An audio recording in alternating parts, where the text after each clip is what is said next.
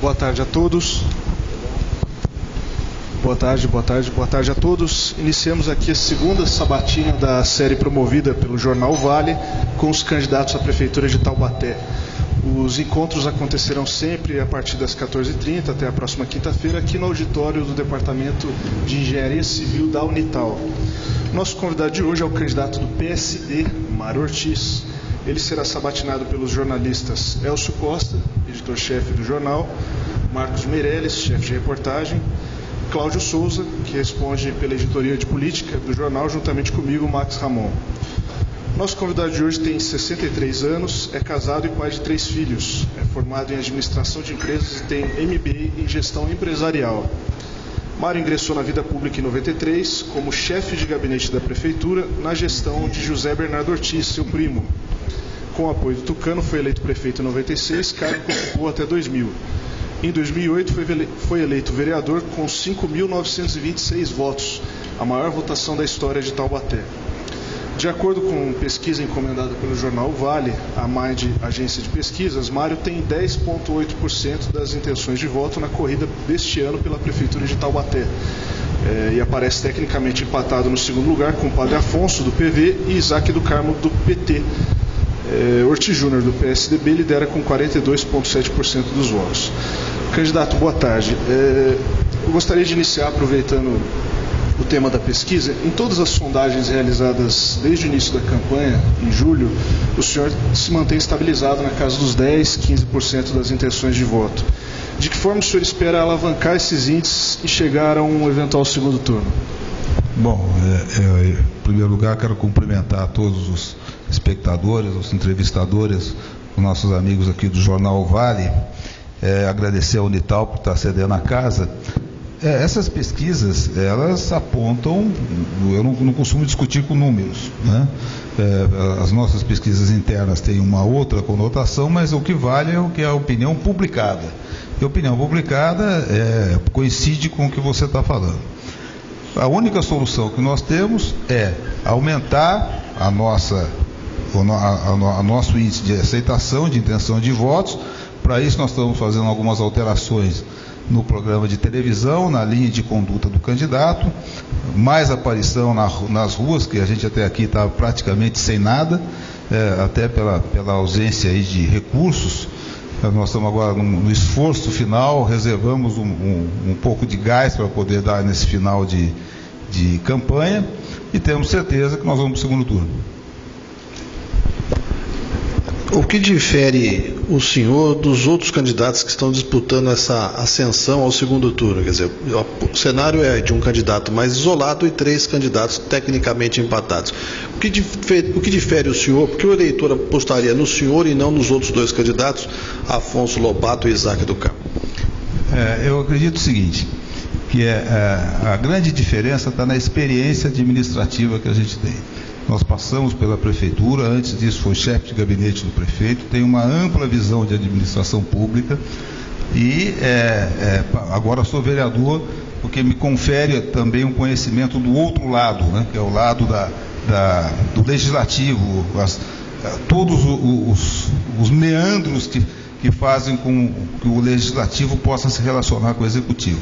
Acho que isso é um diferencial favorável para a gente em relação aos outros. Além disso, eu estou me sentindo muito homenageado nessa eleição, porque todos os candidatos, todos, até o PSOL, e principalmente o candidato do Tudo de Novo, o Tudo de Novo dele é exatamente o que eu já fazia há anos atrás. Programa de saúde da família, internação domiciliar, medicamento organizado, a questão de vigilância eletrônica, tudo isso é repeteco do que a gente já fazia. Então, eu acredito que esse conhecimento que a gente tem torna atual a proposta que nós já tínhamos lá atrás, e mais do que isso, acaba sendo a nossa candidatura a única que propõe realmente inovação, porque nós estamos propondo fazer hospital municipal da mulher, programa para fazer apoio para quem tem problemas de cerebrais, como Alzheimer. Hoje não tem ninguém que propõe isso, e Taubaté está desprovido disso. Fazer com um novo pronto-socorro, enfim, uma série de coisas que só nós estamos propondo. Então eu acredito que a gente representa a mudança no modo de governar Taubaté, coisas que os outros não representam, e a experiência por fazer. Tem muita gente falando, sendo muito bem produzida, mas eu quero ver na hora que sentar na cadeira de prefeito, tiver efetivamente que implantar e resolver problemas. Essa resposta sua, a gente percebe uma referência ao candidato Ortiz Júnior. Total, assim, direta para ele. Para você, Júnior. Mas o senhor fala de experiência, mas quando o senhor assumiu o governo também, o senhor não tinha experiência administrativa? Tinha sim, porque eu fui chefe de gabinete do prefeito durante 4 anos e dividi com ele as responsabilidades da administração. Eu não fiz estágio não remunerado, papai não. Então o senhor acredita que ele não está preparado? É um risco para Taubaté se ele assumir? Candidato, boa tarde. Em relação à experiência administrativa do senhor, na propaganda eleitoral, o senhor exalta, e na campanha mesmo, o senhor exalta as realizações do governo e o índice de aprovação que o senhor disse ter obtido quando deixou o cargo. Mas se o seu governo foi tão bom, por que o senhor não conseguiu se reeleger? Disputou contra José Bernardo Ortiz? Puxa, mas que ótima pergunta que você me faz, cara. Obrigado. É o seguinte, no ano 2000, houve uma união de 2 políticos fortíssimos contra mim. Esses políticos chamavam-se José Bernardo Ortiz e Roberto Peixoto. Eles ganharam a eleição com essa composição, mais o Ortiz Júnior, que ainda era mocinho e depois foi estagiário no governo do pai. Em 2004, esse mesmo trio, Bernardo Ortiz, Roberto Peixoto e o Ortiz Júnior, foram reforçados pelo Padre Afonso e pelo Ari Cara. Enfrentamos essas 5 lideranças. Em 2008 eu não fui candidato e agora eu acho que Taubaté chegou num ponto tremendamente ruim de administração, do qual essas pessoas que eu falei para você, principalmente Ortiz Júnior, Ortiz Pai e Roberto Peixoto, são diretamente responsáveis. E a gente hoje é uma alternativa para isso. Candidato, o senhor fez menção à família Ortiz, o senhor foi aliado, como bem frisou no início, da família Ortiz e também do deputado Padre Afonso Lobato. Por que o eleitor deve votar no senhor e não neles? Olha, neles eu já respondi na pergunta anterior. Eu acredito que eles tiveram, por um momento, o desejo do poder pelo poder e apoiaram o Peixoto. São responsáveis pelo que está acontecendo em Taubaté hoje. Quanto ao Padre Afonso, eu sou amigo dele. Amigo pessoal do Padre Afonso, nós estivemos juntos na campanha de 2008, adversários em 2004, e a gente tem um relacionamento que foi recomposto em 2008. Só que hoje, Taubaté está numa situação que precisa de alguém que conheça como funciona uma prefeitura para poder colocá-la em condições rapidamente.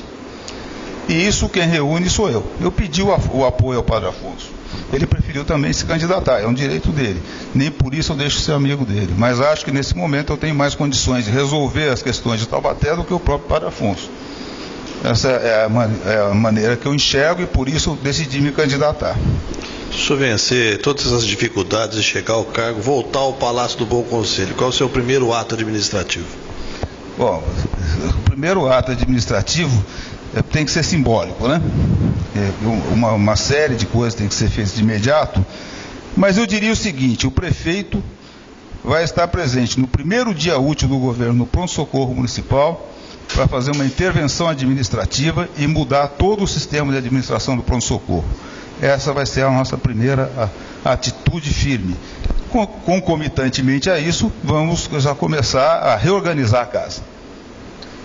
Candidato, o senhor já pertenceu ao PSDB, ao PMDB, ao PPS, ao DEM, agora o senhor está no PSD. Por que tantas mudanças de partido? Falta ideologia?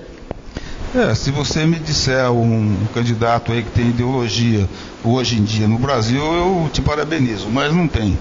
A verdade é a seguinte: eu fui pelas mãos do PSDB para a política. Fiquei lá enquanto eu fui benquisto. A partir do momento que eu deixei de interessar o partido, eu tive que sair.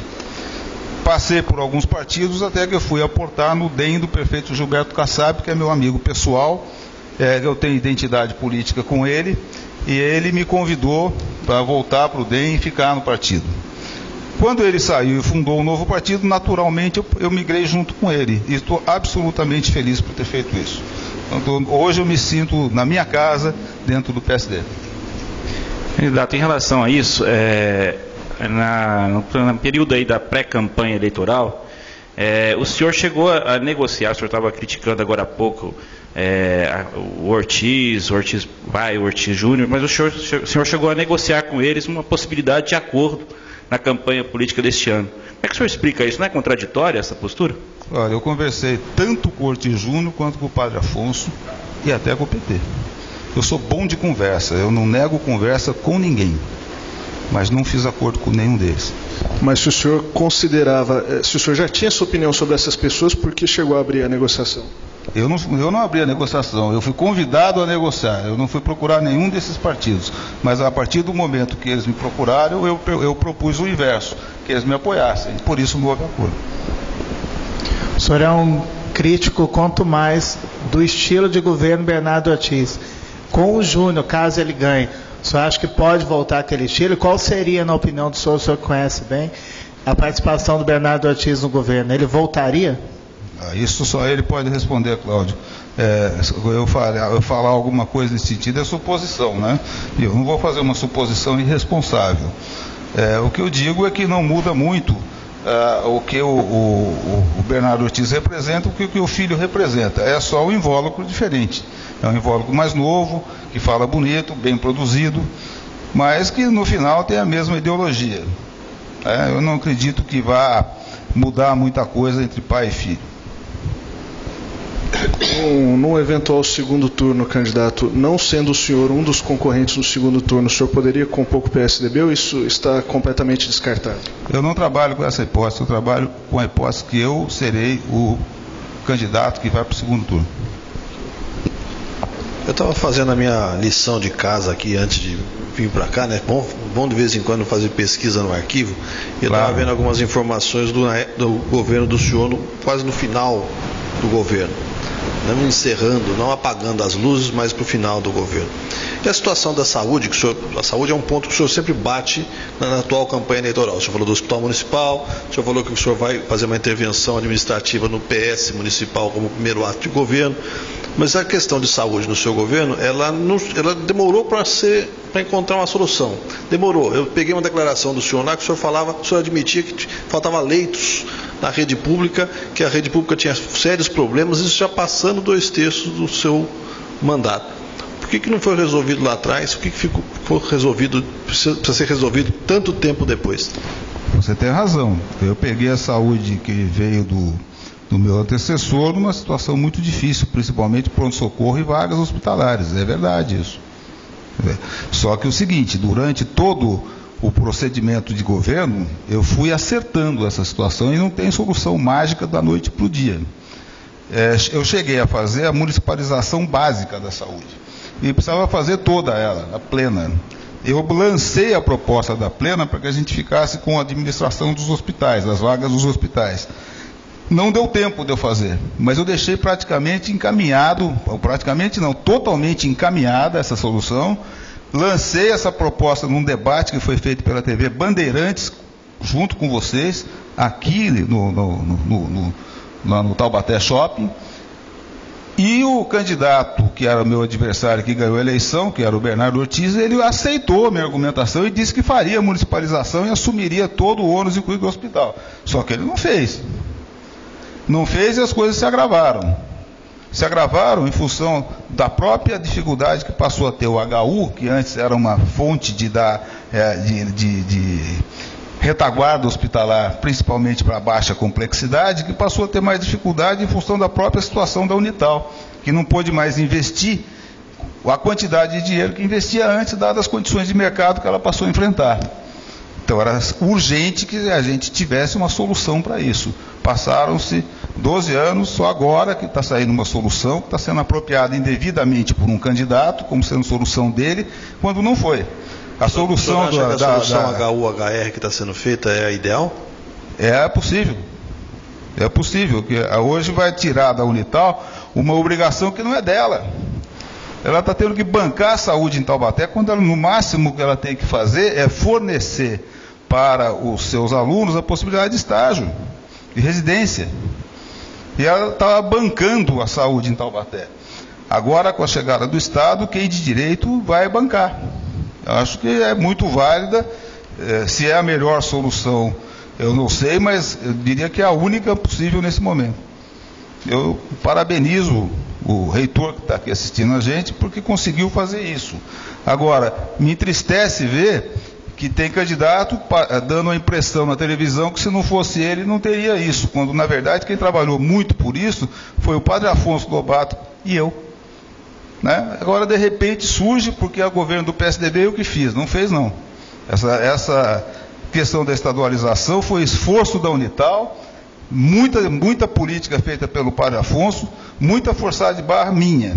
Se você pegar no meu site, tem lá uma gravação minha com o Geraldo Alckmin, antes de ser prefeito, solicitando exatamente isso, que o abraço do governo do Estado fosse além do regional e abarcasse também o hospital universitário, porque o taubatiano estava sem retaguarda para pequenas cirurgias, para partos. Então é preciso que o governo do Estado invista nisso também. Mas não é suficiente. Além disso, eu proponho a criação do hospital municipal. Continuando nessa área de saúde, já que o senhor tocou exatamente no hospital municipal, aonde ele seria, como funcionaria, de onde vem o dinheiro da obra? O dinheiro da obra é do orçamento do município, que não é um hospital muito grande. É um hospital inicialmente para 80 leitos. O local, o mais provável, é no terreno existente ali, naquele complexo, onde já é um complexo hospitalar. O dinheiro para funcionamento virá das economias que a prefeitura vai fazer ao banir a corrupção, ao contratar adequadamente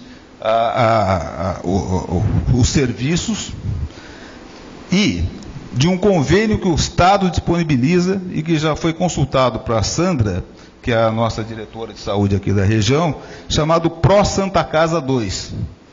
Esse convênio é disponibilizado e o Estado banca o funcionamento de um hospital desde que ele seja municipal. Passou, não é mais só para a Santa Casa, vale para o hospital municipal. Não vale para o hospital universitário, que não é da prefeitura. Mas se for hospital municipal, vale. Eu passei, inclusive, essa solução para o prefeito Roberto Peixoto, ele não deu nem resposta. Havia interesse do governo do Estado em fazer isso. Nós vamos atrás disso. Além disso, nós vamos credenciar junto ao SUS. O terreno que o senhor se refere é aquele ali na região do pronto-socorro, ali, né? Para quem está acompanhando a gente. Isso. Tem uma grande área ainda vaga lá. E qual que seria o valor dessa obra, candidato? Olha, nós ainda não temos esse estudo, mas eu acredito que em torno de 30 milhões de reais. A integração do HU com HR não esvazia um pouco esse propósito de um novo hospital? Como é que o senhor vai integrar todo esse sistema? Não vai ter não, porque na verdade esse hospital vai se destinar muito mais para o município taubatiano. E o senhor como prefeito cobraria que tanto HU como HR tivesse um número ideal de leitos para os taubatianos? O senhor vai lutar nesse sentido? Mas é claro, o prefeito tem a obrigação de lutar por tudo aquilo que beneficia o povo. Se o prefeito não lutar por isso, ninguém mais luta. O senhor tem um índice que o senhor acha que seria ideal, justo com moradores de Taubaté? Olha, hoje o hospital regional destina mais ou menos 60% das vagas, às vezes até mais, para Taubaté. E a gente tem que lutar para que isso seja ampliado, passo a passo. O senhor falou de orçamento, de retirar o dinheiro do orçamento. O orçamento da prefeitura hoje está comprometido. O governo Peixoto não consegue manter o gasto com funcionalismo, que sistematicamente estoura o limite, e existem outros drenos também, que, inclusive investigados pela Câmara, que atrapalham e enxugam o orçamento. Que mágica dá para fazer com esse orçamento? Trabalhar com seriedade, né, Elcio? A primeira coisa para a gente poder... O funcionalismo, por exemplo, como é que contorna esse problema? É muito simples. Primeiro, quem vai ficar é quem trabalha. Nós temos bastante funcionários na prefeitura que são ótimos, independente da forma como foram admitidos. Nós não temos interesse em prejudicar quem quer que seja. Agora, se não trabalhar, não pode ficar. E tem um cabide de emprego bastante grande dentro da prefeitura que nós vamos ter que descobrir qual é. Segundo, o próprio aumento do orçamento, se você segurar o crescimento do número de funcionários, você passa a ter uma sobra nos gastos com o pessoal. E fazer também não nomear de cara todos os secretários e diretores e cargos de confiança. Pelo menos num primeiro momento, até que a casa seja arrumada, fazer com que um secretário, um diretor, assuma várias funções. Aí você economiza gente que esteja em cargo de confiança. Ou até fazendo nomeação de cargos que já são de pessoas que já têm cargo na prefeitura para cargo de confiança, que daria uma pequena variação apenas no salário. Com isso você segura, eu creio que o objetivo é você conseguir chegar a um gasto com o pessoal em torno de 45%. No último ano do meu mandato eu tive um gasto de 35% com o pessoal. Se você somar, incluindo nisso os encargos sociais, se você somar mais 10% que deram algumas terceirizações que o Tribunal de Contas considera como gasto com o pessoal, chegava a 45%. É nisso que eu quero chegar, no mais curto espaço de tempo possível, e sem fazer nenhum tipo de devassa, nenhum tipo de dispensa em massa, porque eu acho que isso é contraproducente. Você partir para esse tipo de retaliação não faz parte do repertório que esse Ortiz aqui adota. Agora, candidato, como é que o senhor vai conciliar essa meta com a pressão do funcionalismo por reajuste salarial, com a defasagem salarial do funcionalismo público em Taubaté, que é notória e que a própria Câmara já reconhece e tem cobrado da Prefeitura reajustes? A conciliação ela vai se dar por entendimentos, né? Primeiro, você fazendo essa economia nas nomeações, tirando o excesso e fazendo negociações coerentes com o funcionalismo público. O funcionalismo público precisa realmente de alguns setores de aumento, vão ter que esperar um pouquinho para chegar nisso, até que a gente coloque isso sobre controle, mas eu garanto ao funcionário público que nós vamos dar os reajustes anuais normais, dentro de um cronograma que a Prefeitura vai estabelecer em negociação com o sindicato da categoria. Num primeiro momento, então, o senhor não trabalha com a possibilidade de redução de cargos, assim, de conter a ampliação do número de cargos na administração? Conter a ampliação e reduzir à medida que você não nomeia. Candidato, ainda dentro dessa questão orçamentária, uma das principais propostas do senhor nessa campanha é a remoção da linha férrea que hoje cruza a região central da cidade. O senhor chegou até a falar recentemente que seria possível pelo menos a remoção da linha férrea num intervalo de 4 anos. Como o senhor pretende viabilizar isso, tendo em vista que isso dependeria de parcerias com outras esferas de governo, como o próprio governo federal, e não essencialmente do senhor? Fazendo as parcerias, evidente. Mas isso depende da disponibilidade dessas... Claro, por isso que é a única coisa que eu coloco que não é uma promessa. Eu vou construir o hospital universitário, o hospital municipal. Quando eu falo da linha férrea, eu vou buscar recursos junto ao governo federal para fazer isso. Há uma diferença na proposta. Esse é o interesse do município que nós vamos perseguir até conseguir. Diferente do que eu estou propondo, que eu vou fazer com certeza. Nunca eu falei, vou fazer e vai ficar pronto. Mas eu tenho certeza que nós vamos conseguir o recurso, porque eu já fui em Brasília, já vi à disposição do DENIT de ceder esse recurso para Taubaté, só não cedeu por inércia do governo. Por quê? Para isso bastavam 2 providências que não foram tomadas. Um estudo de impacto ambiental que custava cerca de R$200 mil na época, e um projeto básico que custaria 3 milhões, o que é perfeitamente factível para Taubaté. Então a gente vai fazer esses passos e retomar lá. O nosso partido é da base de governo da Dilma e tem o vice-governador no estado de São Paulo. Então é o único partido que permeia os dois que dominam a União e o Estado. E vamos fazer com que as nossas negociações políticas sejam acompanhadas pelos nossos pares lá em Brasília, e eu tenho certeza que nós vamos obter isso. Só que a minha proposta, ela vem no sentido de fazer um anel viário em Taubaté, de fazer uma série de obras importantes aqui, e quando eu falo da transposição, eu sempre falo, depende de fazer um acordo com o governo federal. Isso é muito claro. É bom você fazer essa pergunta para ficar muito claro para o telespectador. Ô Mário, na campanha a gente analisa, no seu caso, o passado do seu governo e as novas promessas.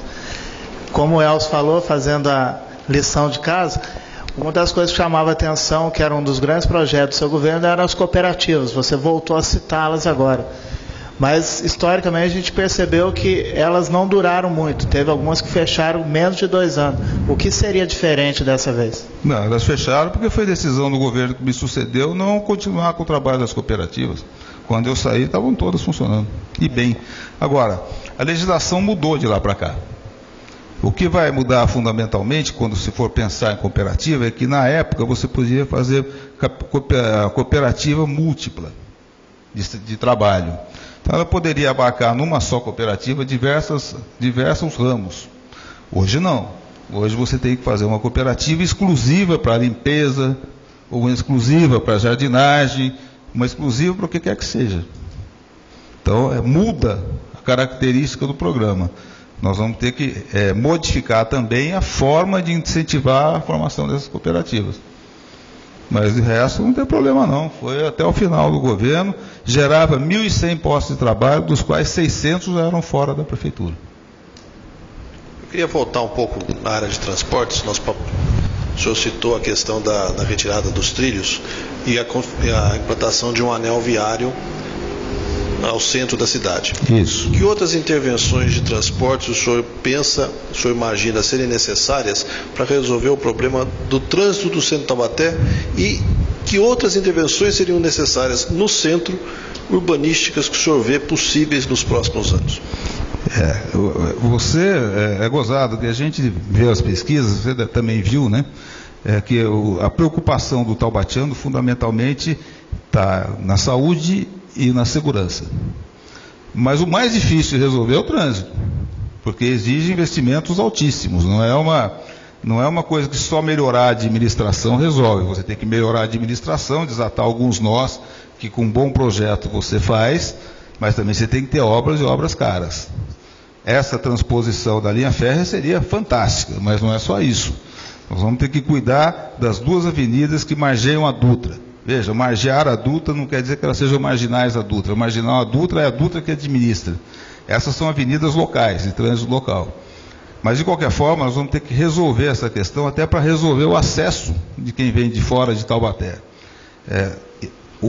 Algumas avenidas vão ter que ser alargadas, outras, como a Avenida Independência, totalmente reestudadas.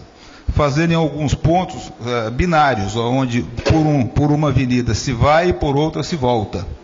Aquele trecho da Avenida Itália até a Chateaubriand é um caso típico. O centro hoje tem uma quantidade de carro muito grande, de estacionamento muito grande, que vai ter que ser revisto para poder fazer o trânsito fluir.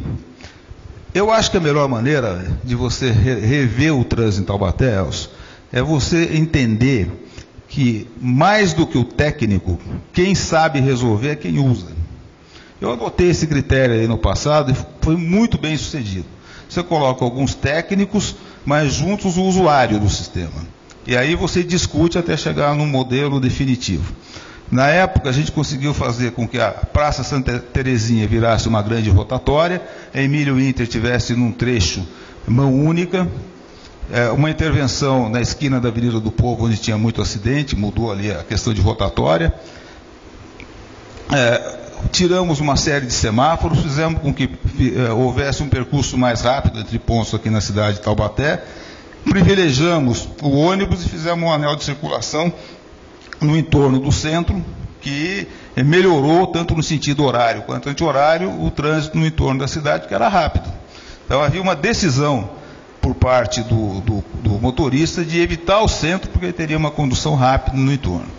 Isso hoje é outra realidade. Esse anel que a gente vai precisar fazer, ele é mais amplo e exige mais intervenções do que no passado. Eu vou apresentar em breve, e vocês vão ter acesso no nosso site, o desenho exato desse anel. Já está praticamente concluído esse estudo, e nós vamos agora só fazendo a parte de representação gráfica dele para que a população possa entender. Isso nós vamos estar soltando muito rapidamente para que todos os acompanhem. E o principal, né? o centro tem que privilegiar o transporte coletivo. Só que o transporte coletivo, para cair na graça da população, ele também precisa ser bom. A nossa empresa de ônibus tem hoje uma reclamação muito grande, porque os ônibus vêm superlotados em quase todo dia, passa junto com a van, o intervalo é distante entre uma passagem e outra, não há controle desses horários, as linhas têm poucos ônibus, fim de semana é 1 hora, 1h30 para chegar um outro ônibus, e tudo isso vai ter que exigir intervenções. Agora, parte dessas intervenções, elas estão absolutamente previstas no contrato com a ABC. A questão do transporte coletivo eu ia perguntar logo em seguida. O senhor acha a tarifa de Taubaté justa? Não. Como o senhor vê a integração do transporte de ônibus com o transporte alternativo? E o senhor acha que o transporte alternativo também tem que adotar regras que o transporte coletivo pode ser, por exemplo, como uma bilhetagem eletrônica e outros tipos de coisas? Com certeza, tem que ser inserida totalmente no sistema, já que ela existe e faz um bom serviço, ela tem que ficar totalmente integrada no sistema para que você possa administrar, senão não fica inadministrável. Agora, o preço é alto, eu não sei se você sabe, Elcio, em 2009 foi dado um aumento de passagem, de tarifa para a empresa de ônibus pela prefeitura, quando tinha apenas 6 meses de contrato. Eu me rebelei contra isso na época e entrei com uma ação popular para anular esse aumento que foi concedido na época. Esse processo está rodando aqui em primeira instância ainda. E eu acho que nós vamos ganhar. Agora, estando na prefeitura, isso fica mais fácil. A gente vai certamente comprimir o preço da passagem de ônibus, porque no mínimo esse valor aí é indevido. E não pode prevalecer. Candidato, o senhor falou em rever algumas vagas de estacionamento na região central. Como o senhor pretende fazer isso, tendo em vista que essa é uma medida que enfrenta forte resistência dos comerciantes e também a existência de um contrato vigente para a exploração da Zona Azul? Olha, eu já passei por uma situação como essa com relação à Rua Pedro Costa, quando eu era prefeito. Ali parava carro, onde era a sucursal do Vale aqui, era permitido o estacionamento de automóvel ali. A gente tirou esse estacionamento e gerou por parte de comerciantes até um protesto que fizeram o meu enterro simbólico. Eu não tenho medo disso. O que prevalece é o interesse público. O coletivo tem que ter precedência sobre o individual. Agora, eu não vou sair tirando tudo quanto é vaga do centro sem criar alternativas. Essas alternativas serão criadas. Outros lugares que hoje não tem Zona Azul passarão a ter. E aonde é necessário que você tenha um fluxo mais rápido, a gente tira. Isso depende de estudo técnico. E nós estamos já adiantadíssimos nesses estudos.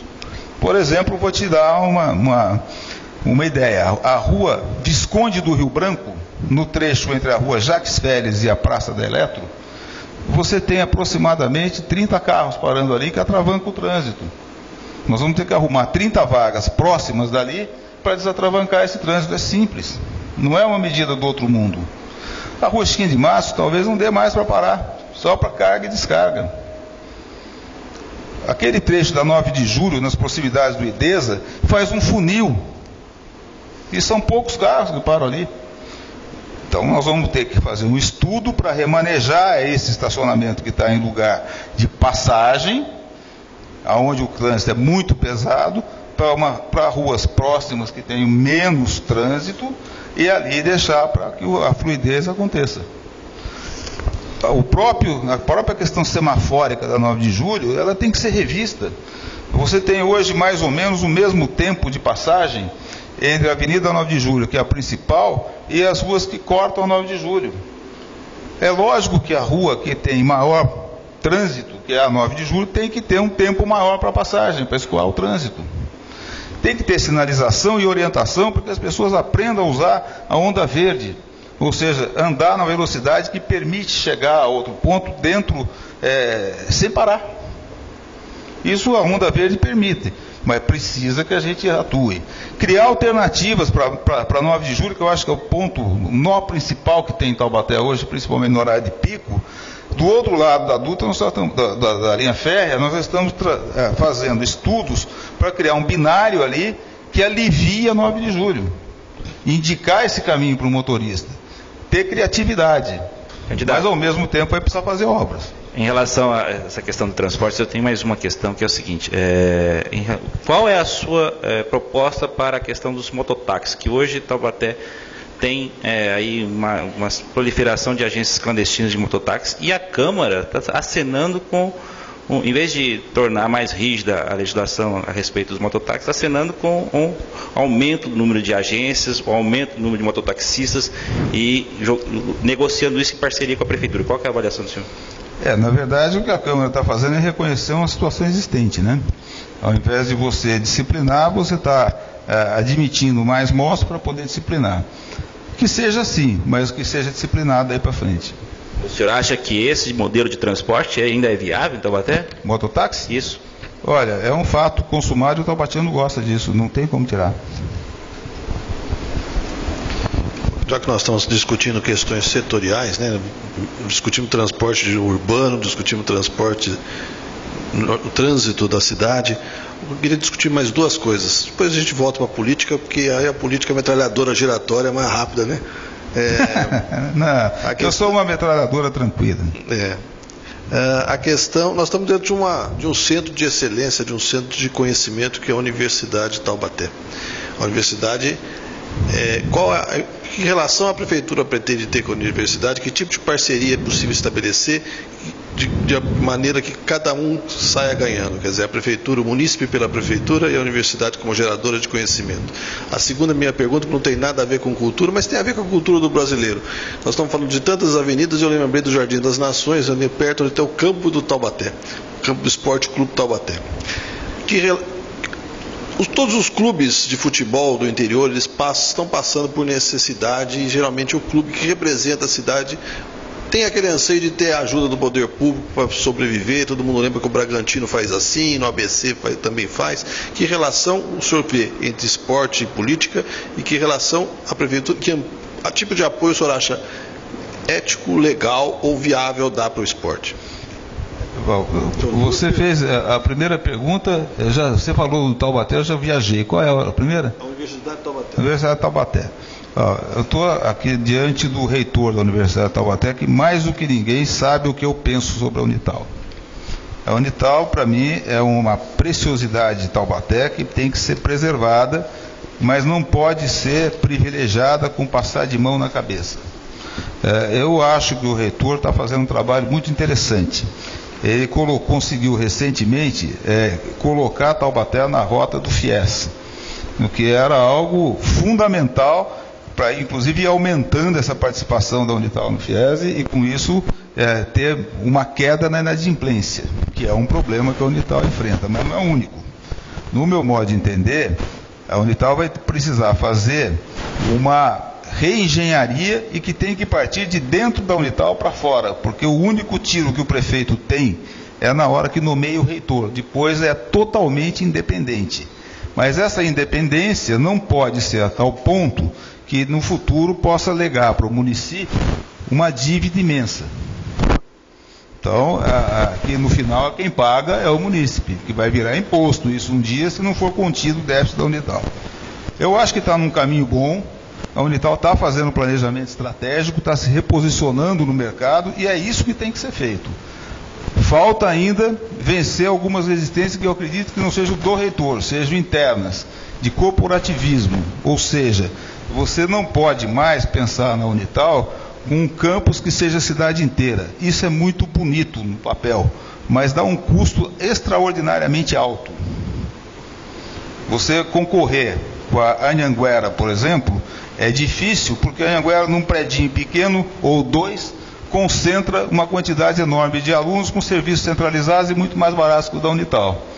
A Unital vai ter que se repensar, vai ter que se reinventar para poder concorrer numa situação de mercado que é diferente do que teve no passado e que ela nadou de braçada por muitos anos. Hoje tem concorrência e ela tem uma característica que atrapalha. Ela é uma faculdade pública que obedece todas as leis e limitações da administração pública, mas concorre no mercado privado. Eu sou contra a privatização, quero deixar claro aqui, porque daqui a pouco vão dizer que o Mário quer privatizar a Unital. Muito longe disso. Mas eu acho que nós não podemos ter aqui um esquema de casa de ferreiro, espeto de pau. Ou seja, se aqui mora a inteligência de Taubaté, aqui se produz a inteligência de Taubaté, aqui tem que sair uma solução para que a Unital seja viável e volte a ocupar o lugar de destaque no cenário concorrencial. Porque no cenário de produção de conhecimento ela já ocupa. Então eu acho que essa é a questão fundamental. Reorganizar a Unital, reinventar a Unital num processo que seja de dentro para fora. O que o prefeito pode fazer para ajudar? Provocar isso. Tem que provocar. E a provocação vem nas imediações da nomeação do reitor, que aí você provoca. Se o prefeito quiser provocar, provoca. E o Taubaté? O Taubaté, olha, eu considero o futebol profissional um negócio, certo? E é business mesmo. O que a prefeitura pode ajudar? Uma manutenção de um estádio? O Ministério Público está se rebelando contra isso. Parece que já há decisões aí que impedem esse investimento por parte da prefeitura. Resta ao prefeito utilizar o seu peso político para conseguir que empresários locais ajudem nas questões básicas de patrocínio para o Taubaté.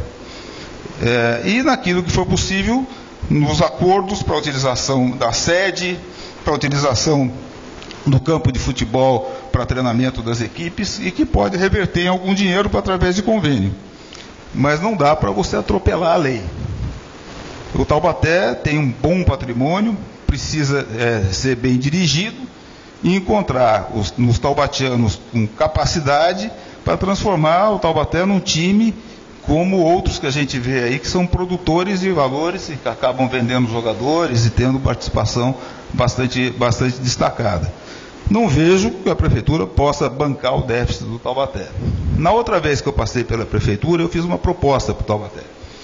Ficar com o estádio, na época tinha uma dívida que a prefeitura pagaria, o valor era um pouco abaixo do que era o valor do estádio, mas em contrapartida a prefeitura disponibilizaria um CT para o Esporte Clube Taubaté e ainda cederia o estádio para o Taubaté mandar os seus jogos por 30 anos. Renováveis à medida que existisse o Esporte Clube Taubaté. É uma proposta que pode ser retomada e que eu acho que seria bom para todas as partes. Candidato, apenas para a gente não perder o time, a gente tem algumas perguntas enviadas pelos internautas e uma delas é na questão ainda da organização do trânsito na região central. Ela foi enviada pelo leitor Clebion Eli Miranda.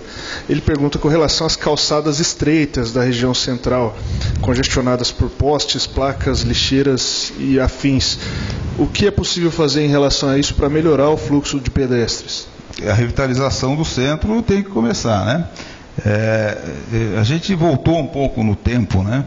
Porque essa revitalização teve início em 99, com participação dos comerciantes que tinham estabelecimentos ali no centro da cidade, bancos, até usuários, e aí nasceram algumas soluções. Foi reformada a praça, criados corredores de circulação, depois foi colocado o Teatro Metrópole para participar dessa revitalização, Casarão dos Costas, que virou Solar das Artes na Rua Visconde, iluminação muito boa à noite para que ficasse muito claro e com isso você espantasse bandido do centro da cidade, colocação de uma cabine que é o embrião do COI, foi antes de São José dos Campos e hoje está fechado, não tem vigilância nenhuma no centro da cidade de Taubaté, as imagens vão do nada para lugar nenhum, se é que tem. Foi trocado o piso ali, não sei se foi o piso adequado, acho que não, mas a gente tem que ser muito realista. O que eu gostaria de fazer, se tiver recurso, vou fazer, é você trocar o piso por intertravado, que é uma coisa mais moderna, mais interessante, mais indicada para a praça pública, e enterrar a fiação. E hoje é uma poluição de fios ali que é um absurdo. Esse é o ideal.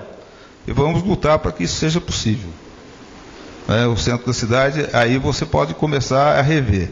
Tem lugares que a solução de enterrar fio ajudaria muito. É onde você, por exemplo, tiraria postes muito grandes para colocar os mais finos, aumentando o espaço de passagem. Outros lugares que a gente teria que estudar, e eu já fiz isso na vez passada que eu passei pela prefeitura, dá para alargar um pouco calçada. A Rua Doutor Winter, tem no primeiro quarteirão da rua Dr. Winter, saindo do mercado ali, a calçada do lado esquerdo foi aumentada sem que com isso a gente tivesse qualquer prejuízo para o trânsito. Então isso vai ter que ser estudado e à medida do possível já ir aumentando as calçadas. Nesse projeto de revitalização do centro, fazer alguns corredores de ônibus e nesses lugares certamente as calçadas serão alargadas. Candidato, agora uma questão de economia que não pode faltar. No governo do senhor a gente tinha uma taxa relativamente alta de desemprego, cerca de 20 mil pessoas. E tinha uma crítica recorrente da Câmara que o senhor atraía poucas empresas porque não tinha uma política tão agressiva de guerra fiscal. Agora o cenário está mais positivo na questão de emprego. Como é que o senhor pretende mudar essa... Cláudio, eu acho que você não fez a lição de casa direitinho, não. Porque, nesse caso, a gente trouxe o maior número de indústrias instaladas num período de tempo do que qualquer outro prefeito, com uma geração grande de empregos. E não era 20 mil, era 12 mil os dados que a gente tinha de desemprego na época. Numa época muito diferente da de hoje, em que o Brasil estava muito longe desse boom de desenvolvimento que aconteceu no passado, agora recente, e que agora está aí cambaleando. A nossa proposta para a geração de emprego, ela vai continuar atendendo os princípios da guerra fiscal. Eu me lembro, né? Cada vez que eu trazia uma empresa, você botava lá, guerra fiscal em Taubaté. Vai pôr de novo, meu. Porque enquanto existir a guerra fiscal, eu vou fazer. Se não existir para ninguém, aí eu não vou fazer. Se existir, com certeza. E você vai botar de novo lá e eu vou falar, tá certo. Título bom. Não me atrapalhe nada. O que fazer com relação às empresas?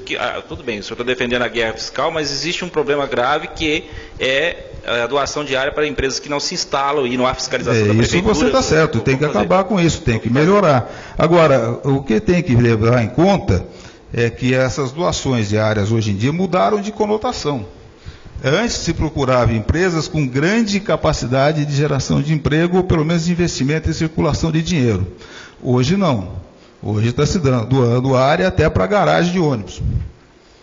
Então é uma mudança que tem que ser retomada. Há um descrédito do programa de doação de áreas de Taubaté que leva algumas empresas a não querer ficar aqui. Descrédito em função de comportamentos inadequados por parte de alguns agentes políticos. Que tem que mudar. Inadequados que... Opa, é isso mesmo. Você sabe muito bem o que eu estou falando. Você já cobriu isso. Agora eu não vou ser tão explícito, mas é isso. Você sabe. Então nós temos que acabar com isso. Voltar a dar credibilidade para o programa de doação de áreas de Taubaté. Mas não basta, né? A gente tem que criar outras vocações. Nós queremos atrair para Taubaté empresas de alto valor agregado no conhecimento. Mais ou menos o que o São José também fez. Só que São José, na minha opinião, cometeu um erro de não defender o modelo existente e hoje está causando problemas lá com possibilidade da GM aí de não continuar, etc. Mas a Unital está fazendo uma parceria com o Ciesp para fazer um polo tecnológico em Taubaté e eu já me comprometi de ser parceiro nesse negócio. E aí você vai estar trazendo alta tecnologia e conhecimento que remunera melhor. E nós temos que ter mais uma coisa, que eu sempre acreditei nisso, Sabelso. O seguinte, Taubaté tem uma cultura, tem uma beleza, tem uma condição de cidade universitária, de cidade da saúde, de cidade da educação, que pode perfeitamente gerar muito turismo. E eu acho que turismo tem que ser mais uma vocação econômica da cidade, para isso ele tem que ser organizado. Eu declarei aquele terreno ali na esquina da Dutra com a Carvalho Pinto de interesse turístico. Foi a única coisa que o meu sucessor não desmanchou do que eu fiz. Ele incorporou aquilo como um distrito turístico. E que é mesmo a melhor esquina do país. A gente tem estudos que mostram que ali é a melhor esquina do país para desenvolvimento de turismo organizado. Então a ideia é atrair ali centros de convenção, atrair centros de exposição, hotéis, até algum tipo de parque temático, se é que ainda é viável fazer isso, nós vamos estudar melhor. Mas, de qualquer forma, é uma nova vocação que a gente quer colocar. E não só através de investimentos altos, como esse que eu citei, mas também organizando o que tem na cidade. Eu fui passear em Curitiba, há um tempo atrás, e andei numa jardineira que ligava pontos turísticos que nós temos aqui iguais ou melhor, basta que a gente cuide e divulgue. Então a ideia é fazer com que o turismo seja uma nova vocação econômica para Taubaté, uma segunda vocação sem prejudicar o que tem, porque quem não cuida do que tem perde grandes oportunidades. Candidato, o senhor já passou muito tempo lá no Palácio do Bom Conselho e já teve bastante tempo de refletir. Na sua opinião, qual foi o melhor prefeito da história de Taubaté? Só o nome. Você quer me pôr em saia justa? Eu, claro. Eu quero. Eu sou pago para isso. Então, eu sou pago para fazer a minha promoção, sou eu. É o senhor? E o pior? Eu não tenho a menor dúvida, essa é canja de responder, o atual, pelo menos os que eu conheci. É. E o ex-prefeito Zé Bernardo Ortiz fica em que posição nesse ranking? Ele teve um momento muito importante para a cidade. Eu não posso negar isso. Eu vim do esquema dele, aprendi muito com ele, mas acho que fiz melhor. Candidato, o nosso tempo já está se esgotando. Eu gostaria de agradecer, antes de mais nada, a presença e queria que o senhor fizesse suas considerações finais. Bom, eu quero agradecer a vocês aqui, a sabatina, foi uma sabatina legal, porque vocês tocaram em assuntos absolutamente importantes. Quero agradecer ao Cláudio, a você, Max, você, Aurélio, você, Elcio, ao telespectador da TV Vale, é TV Vale mesmo, né? TV Vale, que é uma inovação bacana. E quero dizer o seguinte, que a gente está se candidatando a prefeito porque ama essa cidade. Eu nasci aqui, constituí família aqui, tenho filhos, quero viver nessa cidade até o fim da minha vida e quero essa cidade melhor. Quero que o povo mais sofrido dessa cidade tenha oportunidades. E por isso eu estou me candidatando a prefeito e colocando toda a minha experiência à sua disposição. Eu não estou fazendo promessas furadas, não estou sendo embrulhado num pacote de marketing, estou simplesmente colocando todo o meu conhecimento, que foi reconhecido até por os meus adversários, ao adotarem como atrativo os programas que eles mesmos tiraram e que eu coloquei em prática. Isso é um elogio muito grande. E a gente quer estar trabalhando para o povo de Taubaté com o mesmo empenho e com muito mais conhecimento e atualização, porque eu estudei muito nesse período e tenho certeza que farei um governo ainda melhor. Conto com vocês, meu nome é Mário Ortiz, coligação Muda Taubaté e o meu número é 55. Conto com você, com seu voto, para que a gente coloque Taubaté numa nova rota. Ok, encerramos assim a segunda sabatina da série promovida pelo Jornal Vale com os candidatos à Prefeitura de Taubaté. Lembrando que amanhã o nosso convidado será o candidato do PSDB, Ortiz Júnior, encontro que você confere ao vivo aqui na TV O Vale a partir das 14h30. Você pode enviar perguntas ao candidato pelo e-mail sabatina@ovale.com.br, pela fanpage do jornal no Facebook e pelo Twitter com a hashtag Jogo da Velha Sabatina Vale, tudo junto. Tenham todos uma ótima tarde.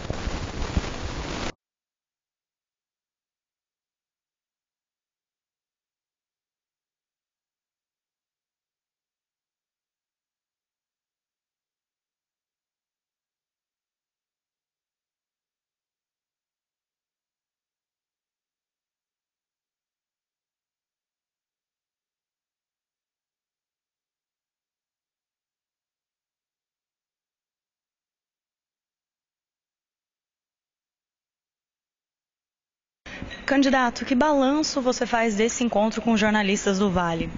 Muito legal, oportunidade boa para a gente explanar alguns pontos que foram de dúvida dos repórteres e que certamente vai ajudar a população a formar seu juízo. Certo, a gente está em reta final de eleição, 7 de outubro, e o senhor está meio empatado com outros candidatos na pesquisa. Qual é a estratégia agora nesse finalzinho? Lutar muito e ter mais voto que eles ir para o segundo turno. Tá certo, obrigado, candidato. E o Vale continua com as sabatinas com os candidatos de Taubaté. Amanhã, às 2h30 da tarde, o candidato que será questionado pelos jornalistas é o Ortiz Júnior, do PSDB. Até amanhã, participem pela nossa fanpage, pelo blog Eleições e assistam às sabatinas. Até amanhã.